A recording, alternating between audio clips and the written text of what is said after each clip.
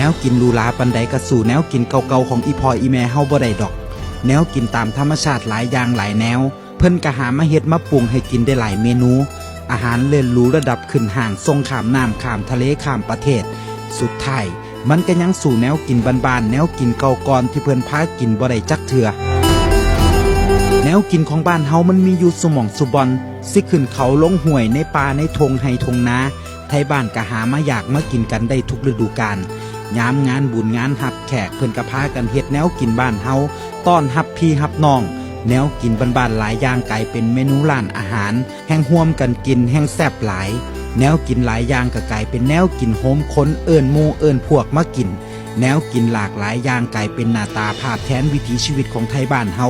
เป็นภาพแทนความทรงจำในวัยเด็กบ่ว่าเวลาสิผ่านไปโดนปานใดเฮาก็บ่เคยลืม